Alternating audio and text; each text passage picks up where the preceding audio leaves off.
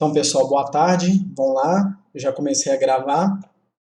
Eu tive um problema na última aula, que a gravação encerrou aqui, ó.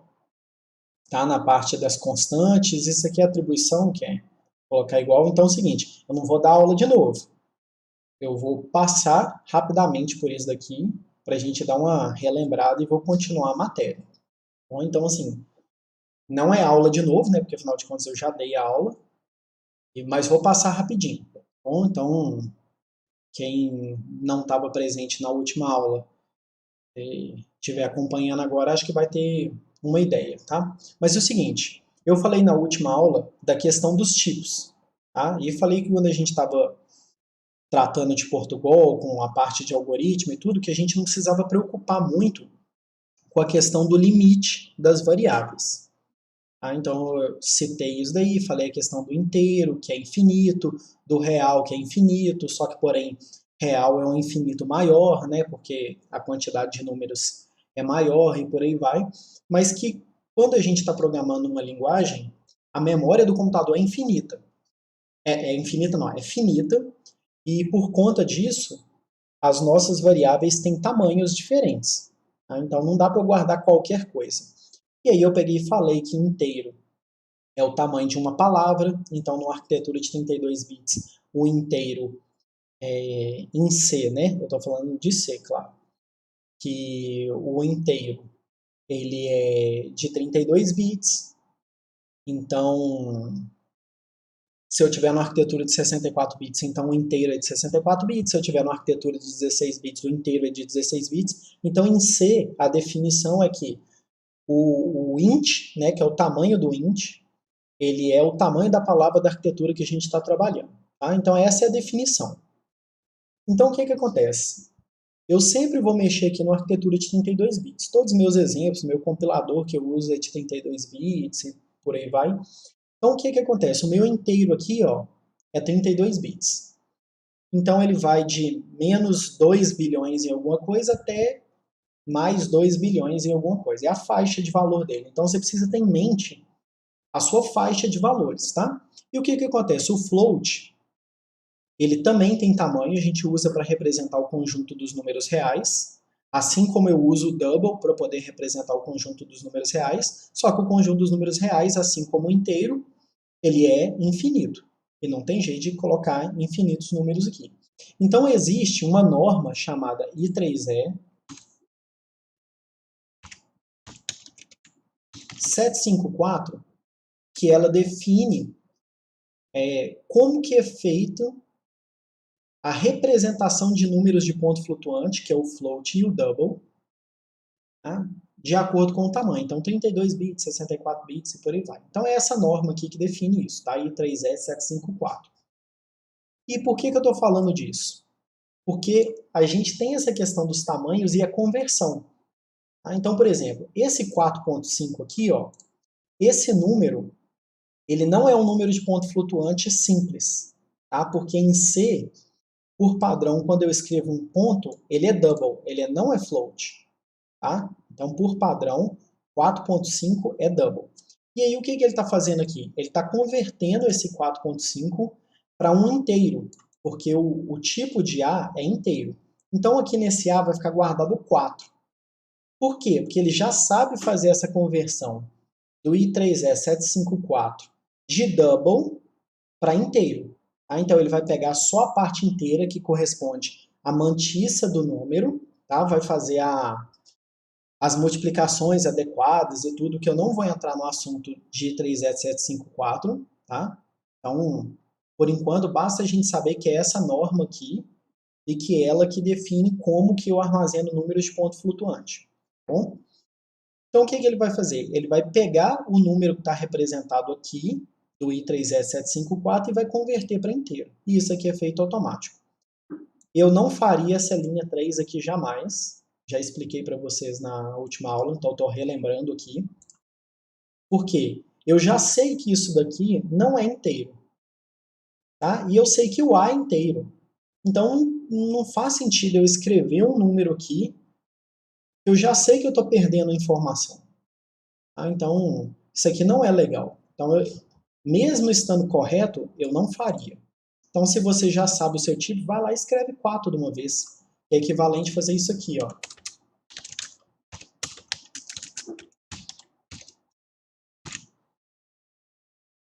Olha só. Olha o warning que está aqui, ó.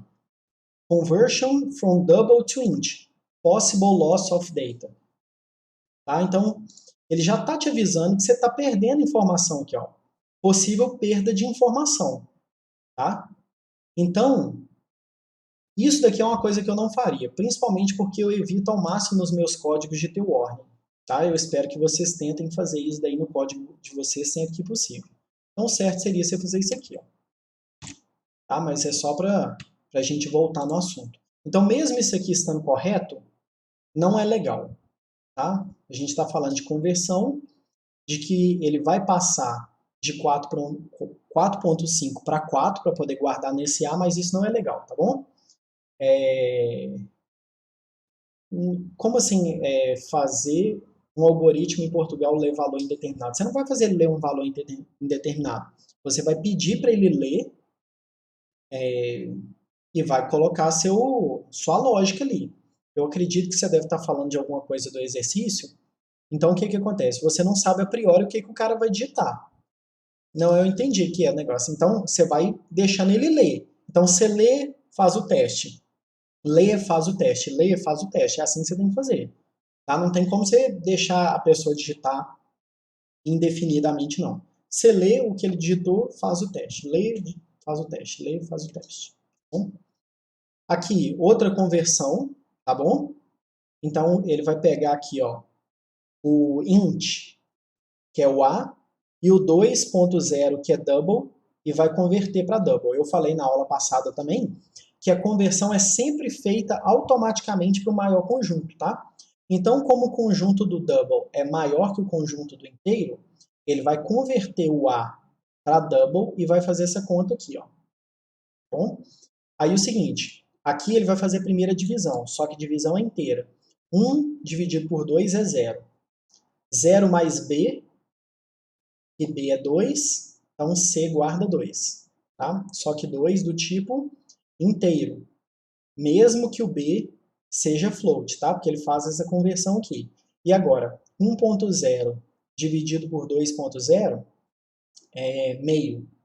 Meio mais 2, então 2,5, tá bom?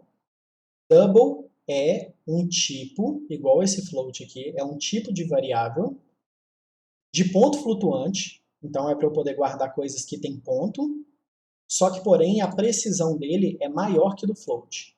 Então, eu falei que o I3E754 define a representação de número de ponto flutuante em binário, tá? Então, no caso dessa norma aqui, ó, a norma vai, vamos dizer, ditar, né, como que faz a conversão para float e para double, tá? Então, são dois tipos de ponto flutuante. Variáveis float pode ser qualquer número real? Não. Alguém sabe me dizer por que não pode ser qualquer número real?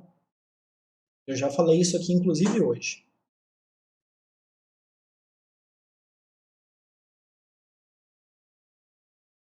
Porque a memória do computador é finita. Perfeito. Tá? Então é o seguinte, como o conjunto dos números reais é infinito, Ulisses, não tem como eu representar qualquer número real. Tá bom? Agora, quais números são possíveis de ser representados? Tá aqui, ó, nessa norma. Essa norma define quais números podem ser representados. Então, se fosse colocar 4.5, teria que colocar a variável double. Double ou float, tá? Float consegue representar 4.5 também. Igual tá aqui, ó. Bom, aqui, ó, se eu escrever o A igual a float, só para mostrar para vocês. O que acontece? Como 4.5 pode ser representado corretamente em float, tá? Ele já guarda aqui, ó. Mesmo eu escrevendo 4.5, que é double, ele já fez essa conversão para mim. Vocês podem ver que não tem warning aqui, ó, diferente do inteiro. Olha só. Porque não tem jeito de eu representar 4.5 em A, então ele perde informação. Agora aqui, ó, já tem jeito. Então mesmo 4.5 sendo double, ele não está gerando warning para mim. Tá vendo? Tô até parando o mouse aqui em cima, ó. Dá para ver na tela, escrito ali, ó, double, tá vendo? 4.5 é double. Se eu quiser forçar ele a ser float, eu tenho que colocar um Fzinho aqui no final. Aí agora ele é float. Tá vendo aqui, ó? Float. Tá? Então não escrevi nada, double. Pus um Fzinho no final, float. Tá? De qualquer forma, sendo float ou sendo double, 4.5 é possível de ser escrito em float. Por isso que ele não gera warning, tá bom? Vamos ver aqui, ó. Como escolher entre usar double float? Ou entre os dois realmente tanto faz? Não, realmente tanto faz não, Cauã. Já falei isso na outra aula também. Como que eu faço para escolher o tamanho da variável?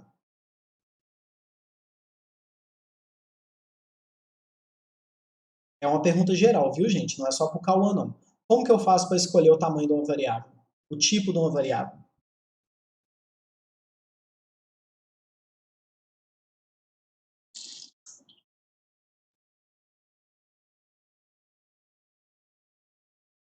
Só enquanto isso eu vou responder o Álvaro aqui. O double suporta uma capacidade diferente de float? Sim. Tá? É aproximadamente o dobro. Tá? Tem que priorizar o que gasta menos? Não. Resposta errada.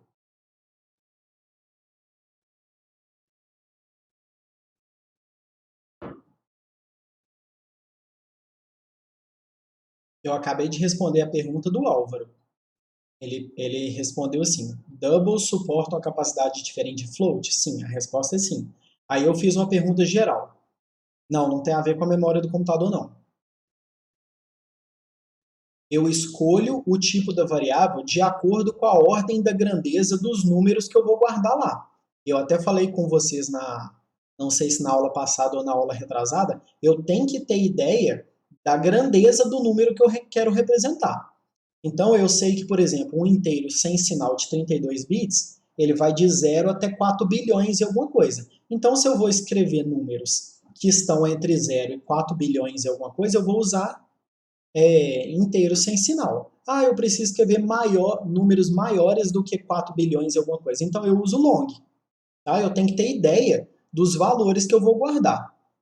Bom? Então é o seguinte, os números que eu vou representar de ponto flutuante, eles são possíveis de serem representados em float? Eu uso float. Se eles não são possíveis de ser representados em float, eu uso double. Eu vou escrever números inteiros. Eles são possíveis de ser representados com meio inteiro? Eu uso meio inteiro. É possível de ser representado com um inteiro? Eu uso um inteiro. É possível de ser representado com o dobro de um inteiro? Eu uso assim. Tá? Então eu vou escolher o tipo da minha variável de acordo com os dados que eu vou guardar nela. Bom? Então é assim que a gente escolhe. Não é para escolher float ou double, tanto faz não. Int e long, tanto faz não. Não é assim não. Tá? Dê um exemplo de um número double que não tem como escrever com float, aí você tem que pegar a faixa de valor de float aqui, ó. Tá? Olha para você ver, vocês estão forçando a falar de um assunto que eu falei que não ia falar, que é I3E754. Mas vamos lá.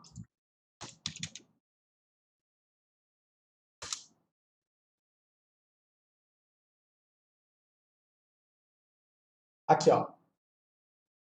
Tá? Isso aqui são as faixas de valores. Bom? Então aqui, ó, de 16 bits, 32 bits, 64 bits, 128 bits, 256 bits.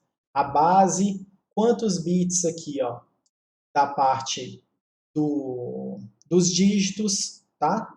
Aqui a parte decimal, os expoentes e por aí vai. Então você tem que saber essas faixas aqui, ó. Só que isso não é assunto para agora, não. A gente está bem no iniciozinho ainda. Mas você tem que ter ideia da sua ordem de grandeza, tá? Agora, quem define essa faixa aqui é essa norma, I3E754, tá bom? Então, assim, para os exemplos que nós vamos fazer no início, claro que dá para guardar tudo em float, tá? Então, geralmente, a gente passa de float para double quando a gente precisa de uma precisão maior. Então, quase sempre a gente vai usar float. Só que à medida que você vai fazendo programas mais complexos, que vai fazendo cálculos de números cada vez maiores e tudo, ou precisa de precisão muito grande, sei lá, tipo programas que trabalha com coisa científica, né, para poder fazer contas e tudo, assim, que precisa de uma precisão alta, é que a gente vai usar tipos mais adequados. Mas para a gente aqui no início é float, tá? Float é o suficiente. Ah, mas eu quero saber aprofundado de número de ponto flutuante. Então, ou se você tiver em DOSIO, você vem e estuda o I3E754, ou você espera chegar em OCS, tá bom? Que é assunto pro pessoal da informática, é assunto do segundo ano. Tá? Então, número de ponto flutuante é assunto do segundo ano. Tranquilo? Então, assim, mas eu estou em DOS, estou doido para saber. Então, passa o olho aqui, ó, no I3E754. Bom, eu só falei com vocês quem é que define essa regra aqui. Tá? Porque não é tão simples quanto a parte inteira. A parte de ponto flutuante é um pouquinho mais complicado. Ela tem que estar sempre normalizada, aqueles negócios que a gente sabe fazer da matemática, da física, né? Então o número tem que estar normalizado, com aquele pontinho lá, entendeu? Então, assim, quer saber mais? Dá uma estudada nesse cara aqui. Mas por enquanto a gente mexe com float, tá bom? Então, voltando aqui, ó, 4.5, mesmo ele sendo double, igual eu mostrei para vocês aqui, ó, double, ele é um número que é possível de ser representado como float. Então o Visual Studio não gera o warning e já vai armazenar bonitão aqui pra gente. Tá bom? Então vamos lá, continuando aqui. Ó. O que é o cast? O cast é quando eu quero converter uma variável em outra de forma explícita. Então aqui é implícito e aqui é explícito. Então o que eu estou fazendo aqui? Ó? Eu estou forçando a conversão de 2.5 em inteiro. E aqui, eu estou forçando a conversão desse num em float. Tá? Então, toda vez que eu coloco um tipo entre parênteses antes de alguma coisa, seja um número, uma constante literal, igual está aqui, 2.5, seja uma variável, eu estou forçando a conversão dela. Tá? Então, aqui eu estou convertendo esse em float, e aqui eu estou convertendo 2.5 inteiro. Bom? Vamos lá, saída. Isso daqui é para a gente poder fazer a impressão. Porque quando a gente está escrevendo em algoritmo, a gente simplesmente escreve assim, né? Opa, escolhi errado aqui. A gente escreve assim, ó, imprime e vai escrevendo as coisas aqui, ó. Número e por aí vai, tá? A gente vai fazendo assim. Só que aqui, não.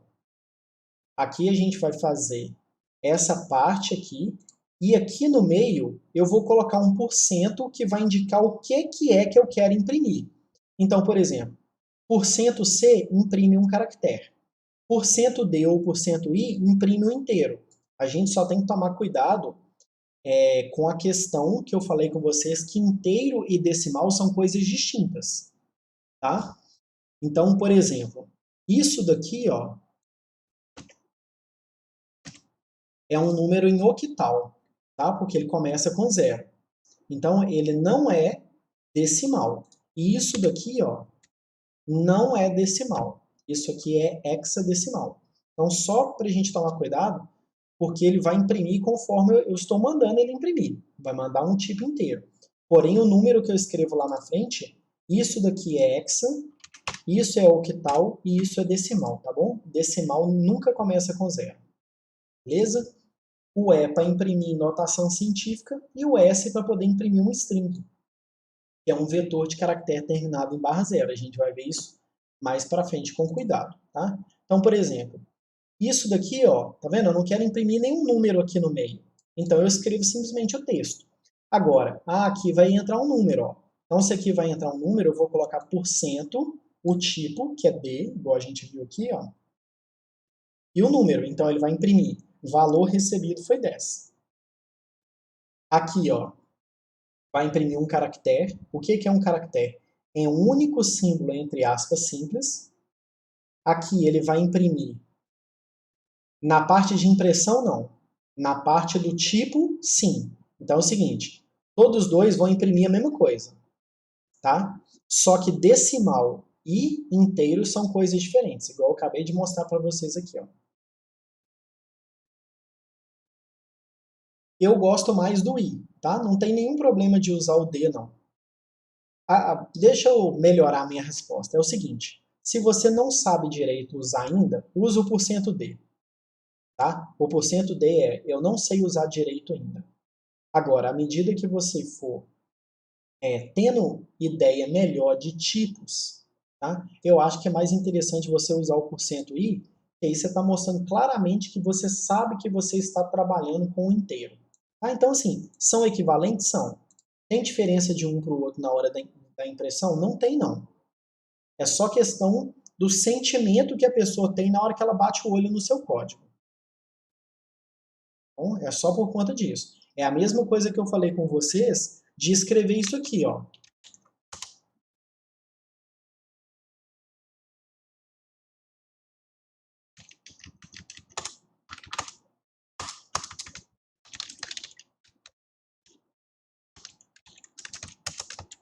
A pessoa que escreve isso aqui, ó, não é que está errado, não. Se você quiser fazer um programa que não vai receber nenhum parâmetro e não vai retornar nada, beleza, isso aqui está certo. Mas isso daqui é passar testado de que você não sabe o que você está fazendo. Bom, então, não está errado. Mas no início aqui pode usar o %d ou o %i, tanto faz. Mas o %d, como a gente vai trabalhar com decimal no início, tá? Então assim, eu estou querendo mostrar números decimais. Tá? Não vou trabalhar com octal, não vou trabalhar com hexadecimal agora no início. Então, como eu só vou trabalhar com decimais, pode usar o %d, tá? Porque tudo que você está usando ali, você está mostrando que você vai imprimir um decimal, que é o que a gente vai usar no início. Bom? Então, isso aqui é mais embelezamento de código, não tem diferença por enquanto não. Aqui, ó, para poder imprimir dois valores, um decimal e um de ponto flutuante. Então tá aqui, ó, o decimal que está no x e o de ponto flutuante que está aqui, ó, 1.10, tá bom? Aqui também para mostrar outro de ponto flutuante, que aí vai ser o resultado dessa soma aqui, 3.45. Tá? Aqui exemplos de imprimir outros caracteres, então para dar uma quebra de linha, uma tabulação. Esses aqui são os dois mais usados e esses daqui também ssão usados, tá? Que às vezes eu quero imprimir aspas dupla, então eu uso esse. Às vezes eu quero imprimir barra, eu uso esse. E às vezes eu quero imprimir o %, então eu uso esse, tá? Agora esses aqui, ó, são usados não, tá? São úteis não.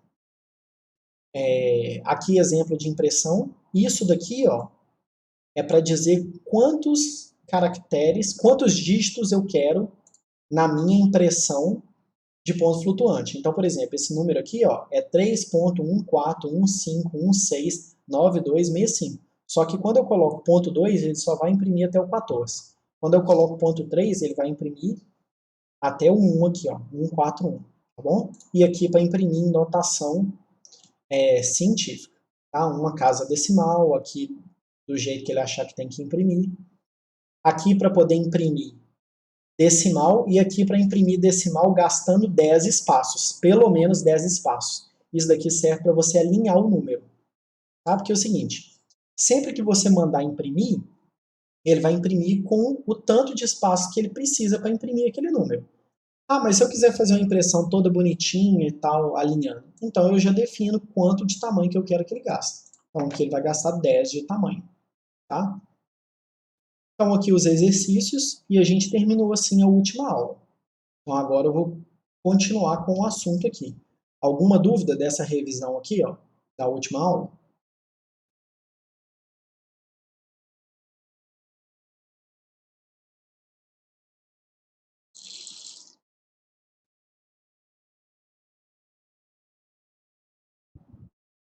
Beleza, então vamos continuar aqui então. Então a gente parou aqui nos exercícios leitura dos dados. Seguinte, a gente viu aqui qual que é o comando que usa para imprimir nomes? Printf.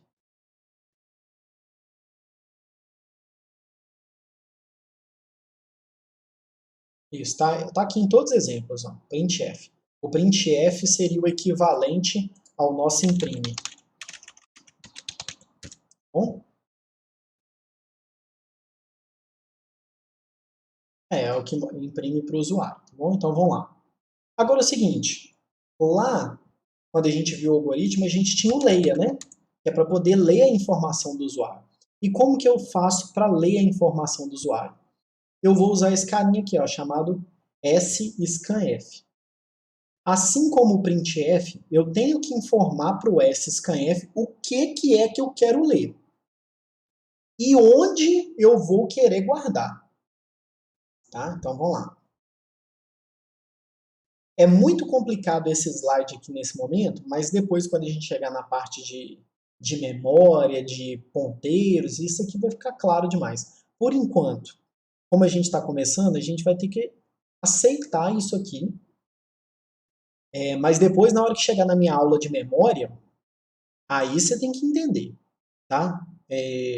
Uma das coisas que eu acho, o scanf está no stdio, tá no stdio. Então, aqui, ó, se você quiser conferir, scanf, aqui, ó, stdio, tá? Igual a gente fez na aula passada. Igual eu falei com vocês que eu gosto desse C++ aqui e também do CPP Reference, tá? São os dois sites que eu gosto. Então, só mostrando para vocês aqui. Então, vamos voltar. Então, é o seguinte. Quando chegar na aula de memória, que essa é uma das coisas que eu acho que é um diferencial meu, tá bom? Eu já cansei de falar aqui que, assim, tem 1 bilhão de aulas de C aí na internet e tudo, e que meu objetivo é facilitar a vida de vocês, tá? Então, se for para você ficar estudando aleatoriamente, não precisa de mim, não. Você entra na internet e assiste um vídeo atrás do outro. Então, meu objetivo aqui é tentar direcionar seu estudo. Só que tem uma das coisas que eu faço ao longo do primeiro ano, que é ensinar memória de verdade. Tá? Eu tento ensinar de verdade. Eu não sei se vocês pegam tudo, mas eu tento ensinar de verdade. Se tiver dúvida, pergunta pro pessoal do segundo ano aí, o que o Leandro falou no negócio de memória. Vocês vão ver que eu fiquei várias aulas falando de memória e eu cobro deles memória até hoje. É o seguinte, se você não sabe o que o negócio está acontecendo na memória, você fica perdido. Ou segue em tiroteio, entendeu? Então, assim, é bem complicado, tá bom? Mas, por enquanto, a gente vai ter que aceitar isso aqui. O que é esse comercial aqui, ó? Tá? Que é o que a gente vai ter que aceitar para a gente começar a entender esses exemplos. É o seguinte, é o endereço dessa variável aqui, ó. É onde eu quero que o scanf guarde o número que ele vai ler. Tá? Mais para frente na aula de memória, isso aqui vai ficar claríssimo. Mas por enquanto, a gente vai ter que aceitar isso aqui. Não é uma coisa que eu gosto, não. Mas senão a gente vai ter que ver muito assunto sem ler nada do usuário, tá? Porque como a gente está muito no início, vocês não têm maturidade ainda do ponto de vista de programação para eu poder falar de memória com vocês. Tá? Então essa é a aula mais para frente. Só que a gente precisa ler alguma coisa do usuário. Então a gente tem um conflito aqui entre entender de verdade o que é que está acontecendo, que eu preciso de memória, e fazer um tantão de coisa até aprender apontador e aprender memória para poder ler alguma coisa do usuário. Então, como a gente vai começar lendo coisa, porque a gente já aprendeu lá o imprime e o leia, nós vamos ver isso aqui por enquanto. Tá? Então, olha só, o que o printf faz? Ele joga na tela alguma coisa para o usuário. E o que o scanf faz? Ele lê do usuário. Lê do usuário e joga onde? Joga na variável que você quer que ele jogue. Tá? Só que para poder jogar em algum lugar, você precisa passar o endereço dela. Então, para você pegar o endereço de alguma coisa, você usa esse comercial aqui, tá? Então, quando você vê um comercial, significa endereço da variável. Tá? Então, comercial aqui, ó, é o endereço da variável. E por que eu preciso do endereço? Porque o scanf precisa do endereço da variável onde ele vai escrever. Tá? Só por conta disso. Vamos abrir aqui o scanf. Tá? O que acontece? Ele pede o tipo, igual está aqui, e onde ele vai escrever. Então, olha só aqui, ó, 1% i, tá? Isso aqui é muito feio esse i, mas tá bom. Poderia ser idade, age ou qualquer coisa, mas tá bom. Tá? Então, ele precisa saber onde é que ele vai guardar essa coisa, tá?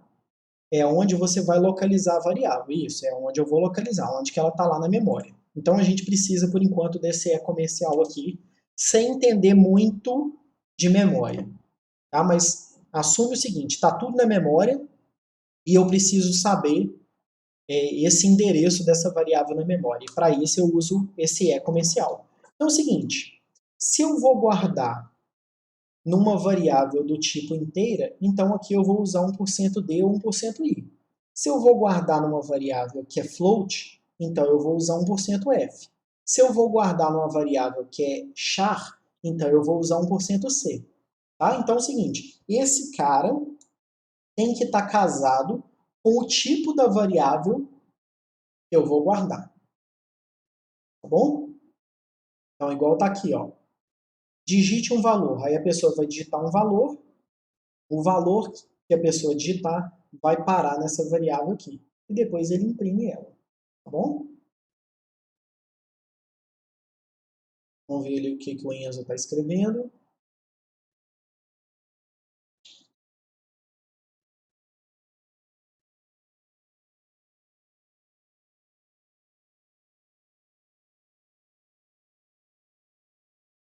Então, mas se a pessoa colocar 1%D e a pessoa digitar um string, aí a pessoa fez errado, né? Entendeu? Aí vai levantar um erro. É trabalho do cara que faz o programa tratar os erros. Mas agora, no início, você vai assumir que o usuário digita corretamente. Não, o warning não. O warning é na hora da compilação. Quando seu programa está rodando, não tem o warning mais não. Tá? Então é o seguinte, tratamento de erro é um assunto mais para frente. A gente está começando. Essa aqui é a nossa segunda aula de C ainda. Então, no início, você vai assumir que o usuário usa direitinho. E depois você vai descobrir que, na verdade, o usuário sempre usa errado. Então, você tem que fazer tratamento de erro, porque você manda o usuário fazer uma coisa e ele faz outra que não é o que está sendo pedido. Tá? O usuário é o bicho mais teimoso que tem. Você vai falar assim, digite um número entre 1 e 10. Aí o cara coloca 25. Entendeu? Não tem jeito de você dar uma paulada na cabeça do cara. Então, você tem que fazer um tratamento de erro baseado no que ele digitou. Tá bom? Então, mas por enquanto vocês podem assumir que o usuário vai digitar corretamente. Mas a sua pergunta faz sentido, viu, Enzo? Se a pessoa colocar 1%D e o cara digitar um string, tá errado. Tá? Mas a gente vai descobrir o que acontece mais para frente. Por enquanto, se você vai colocar 1%D, o cara vai digitar um número que é possível ser colocado no %D, tá bom? Outro exemplo aqui, ó. Digite dois valores. Então, vai ler um número e vai colocar no N1, vai ler outro número e vai colocar no N2. Bom? E aí depois vai imprimir os dois números e a soma dele. Eu posso estar enganado, tá? Mas esse exemplo aqui não funciona. Tá bom? Eu tenho quase certeza que esse exemplo aqui não funciona. Vou até digitar ele aqui.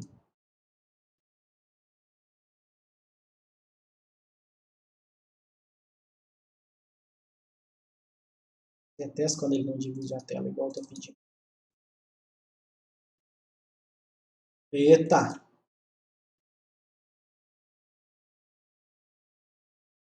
2-0 para ele já. Ah, não, desisti de dividir essa tela.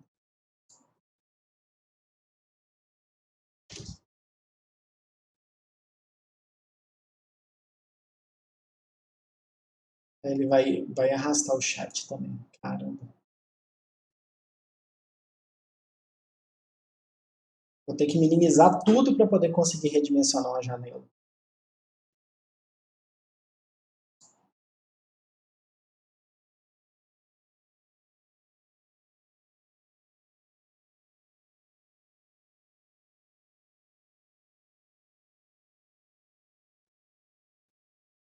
Ó, e dificuldade.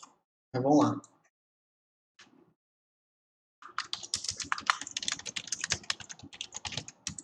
Por que eu acho que não funciona, tá? Porque é o seguinte, toda vez que eu dou um Enter, tem um caractere do Enter aqui, ó. E eu acho que ele vai comer esse segundo scanf aqui. Mas deixa eu confirmar.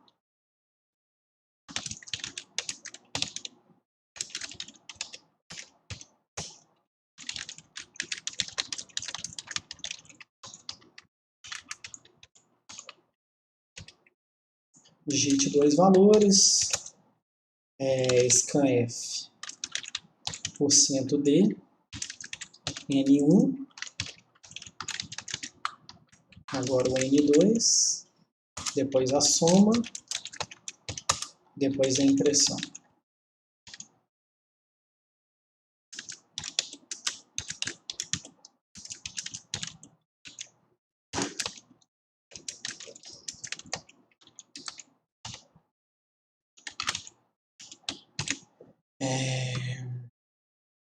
Beleza, deixa eu rodar isso aqui. Vou mandar ele parar aqui, só para poder testar. Digite dois valores.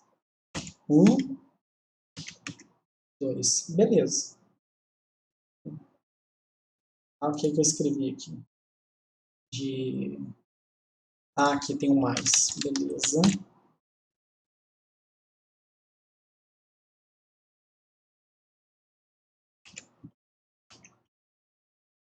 Não, beleza, funcionou, tá? Que é o seguinte, tem alguns porcentos desse aqui, ó, tá? Que o que acontece? Ele pega o /n que eu digitei também. E aí quando ele pega o /n que eu digitei, ele pula esse aqui, tá? Não é o caso do %d, mas tem negócio desse aqui, ó, que dá problema, tá? Eu tô conseguindo lembrar agora exatamente quais que são, não, mas não é sempre que isso aqui funciona, não, tá? Por conta de, quando eu dou um Enter, ele passa no próximo scanf o Enter aqui. Bom, deixa eu ver qual que é o caso. Ah, tá, não é, é o %d, tá? Mas é o %d seguido de outra coisa, tipo assim, 1%s, tá? Para poder ler uma string. Porque aí ele vai pegar o /n daqui e passar para cá, tá? Então, na verdade, é o %d mesmo. Porém, é o %d seguido de um %n. Tá? Então, %d seguido de %d tá ok. Então, tá bom. Enquanto eu fazia aqui, eu lembrei qual que era o problema. Vamos lá, continuando aqui. Beleza. Então, não é 1%d seguido do outro que dá pau. É 1%d seguido de 1%n. Vamos lá. Outros exemplos aqui, né? Pedindo para ler uma temperatura em graus Celsius, tá? Que é float. Então, tá aqui, ó, %f. Tá? Isso aqui como é que é em algoritmo e como é que é em C. Outro exemplo aqui, para poder calcular o volume de um cilindro. Então, base, cadê? Aqui, ó, que é o raio da base, vezes, né, ao quadrado, vezes altura, vezes π, que é 3,14, tá? Então aqui não tinha necessidade de π, não, de criar uma constante, não. É simplesmente uma fórmula e pronto, acabou. Tá? Então, aqui não pede uma constante, não. Não tem nada de demais esse 3,14 aqui. Porque não tem um significado por trás. Tipo número de funcionários, número de dias na semana, número de dígitos de telefone. Bom, então vamos lá, continuando aqui. Outro exemplo, tá, para poder calcular. Isso aqui é o quê? O volume de um... volume, isso. Tá aqui, ó, volume. Tá? Aqui eu posso ler tudo numa tacada só, tá vendo? Num único scanf, então eu passo %f, %f, %f. Aqui seriam 3 layers. Tá? Então só exemplos isso aqui, tá? De coisa. E o seguinte, uma coisa que é muito importante, é que à medida que eu estiver fazendo o meu código, ele tem que ter uma carinha bonita, sabe? Tem que ter um estilo, e tem alguns padrões que a gente deve seguir. Então vamos lá. À medida que a gente for programando, vocês vão ver que o código da gente ele tem uma cara nossa. Tá? O meu código tem uma cara. Então, se você bater o olho Não só da indentação, tá, Eduardo? E mais outras coisas. Indentação é uma delas. Indentação é obrigatória. Mas o código da gente ele tem uma carinha, como se fosse uma digital nossa. E o que acontece? Por mais que você vai programando, seguindo o exemplo dos outros e por aí vai, você vai criar uma maneira sua de organizar as coisas. Então é como se fosse a sua digital. Então quem bate o olho no meu código, que me conhece, né, que sabe como que eu programo, fala assim, esse código é do Leandro. Ah, então a gente vai criando mais ou menos uma identidade. Só que tem algumas coisas que são muito comuns entre todo mundo que programa. E uma delas são os padrões aí que a gente deve seguir, tá? E o seguinte, uma das coisas que a gente sempre tem que seguir, até porque tem linguagem que isso é obrigatório, tipo Python, isso aqui é obrigatório. Faz parte da sintaxe de Python a indentação. Em C não é obrigatório não, mas em Python é. Mas é bom a gente já acostumar. Que é o seguinte, o que é indentação? É sempre que uma coisa estiver dentro da outra, que ela esteja mais à direita da outra coisa. Então, por exemplo, aqui eu não abri chave. Se eu abrir chave, eu iniciei um bloco. Então, tudo que tiver aqui dentro faz parte desse bloco. Então, como ele está dentro desse bloco, é interessante que ele fique à direita desse bloco. Então, se esse bloco começa aqui, o bloco de dentro dele tem que ficar à direita dele. Tá? Isso é identar o seu código. Isso aqui, ó, eu cobro de vocês. Tá? Não pode vir um código horroroso aqui sem indentação para eu poder olhar, não, que eu vou olhar com maus olhos. Tá? Então, se você quiser que eu olhe sem estar feliz, você faz seu código sem indentar. Agora, se você quiser que eu fique felizão olhando seu código, o mínimo que você tem que fazer é indentar seu código. Então, é mais ou menos essa a ideia aqui. Então, isso aqui é universal, tá, gente? Universal. Como eu falei com vocês, o código da gente tem uma carinha nossa, mas algumas coisas são universais, tipo indentação. Você faz um código sem estar indentado, a pessoa já olha e fala, caramba, já vou ter que olhar esse código horroroso aqui. A pessoa não quer nem olhar, já fica com má vontade. Então, o mínimo que eu peço para vocês é indentação. Tá bom? E o seguinte, é interessante também que à medida que eu vá fazendo meu código, eu vou documentando ele. E o que é documentar? Não é pegar um arquivo separado e documentar. Tá? O ponto e vírgula é obrigatório. Tá bom? Em C, ponto e vírgula é obrigatório. Cada fim de comando em C tem que ter um ponto e vírgula. Então, voltando aqui na documentação. Então, a documentação, à medida que eu vou fazendo o meu código, eu vou documentando ele. E o que é documentar o código? É você colocar informações que, para quem esteja olhando o seu código, mesmo que seja você no futuro, tá? Não tem nenhum problema com isso. Inclusive, quem olha o código da gente, a maior parte dos casos, é a gente mesmo. Então, você vai ter que colocar informações no meio do seu código para que você depois consiga entender sem ter que ficar executando esse programa seu na cabeça, vamos dizer assim, o que é que ele faz. Tá, e o que é interessante da gente fazer na documentação do nosso código? Uma delas é inserir comentário. Então, se você pegar alguma coisa desse tipo aqui, ó, isso aqui é a resolução de exercício. Olha só, tem comentário. Eu estou explicando o que é que eu estou fazendo. Tá? Então, aqui, obtém o número do usuário. Tá? Isso é documentar. Então, eu poderia simplesmente ter feito só isso aqui, ó, sem colocar essas coisas com barra, barra aqui. Mas aí fica feio. A pessoa não sabe o que é que está acontecendo. Isso foi uma coisa mais complicada. Tá? Tipo isso aqui, olha o tamanho desse código aqui. Ó. Então, é interessante a gente colocar o comentário no meio do código da gente. Tá? Isso é documentação. Antes de uma função no programa, a gente falar o que é que ele faz. Tá? Então, isso é importantíssimo. Então é o seguinte, isso daqui é o que a gente precisava fazer para começar a programar em C. Tá? Então isso aqui é o básico do básico. Eu vou disponibilizar agora para vocês fazerem os exercícios, tanto esses aqui, quanto esses. Tá? Então eu vou colocar lá no Classroom, vou abrir para vocês fazerem esses exercícios para entregar semana que vem. Mas o mínimo que eu queria que vocês soubessem para começar em C é o que estava nesse slide aqui, tá bom? Então o que eu vou fazer? Eu vou interromper essa gravação aqui agora e vou começar uma nova gravação, que a nova gravação vai ser do assunto da aula 6 aqui, que é a estrutura de repetição. Então, antes de eu finalizar a gravação desse vídeo aqui, para começar o outro, alguém tem alguma dúvida sobre introdução em C?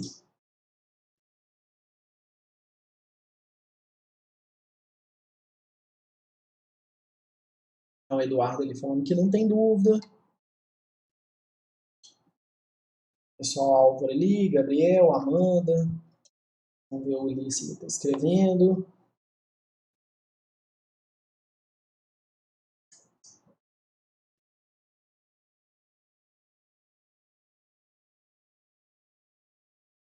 Se tiver alguma dúvida enquanto estiver fazendo, pode mandar no e-mail, claro. Qual aplicativo que eu uso? Que eu uso para quê?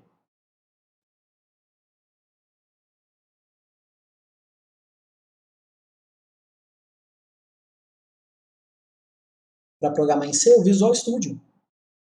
Falei com vocês, eu uso o Visual Studio para programar. Tá? Isso, o Eric já até colocou aí. Tá bom? Então é o seguinte, eu vou encerrar a gravação desse aqui. Não estou encerrando agora.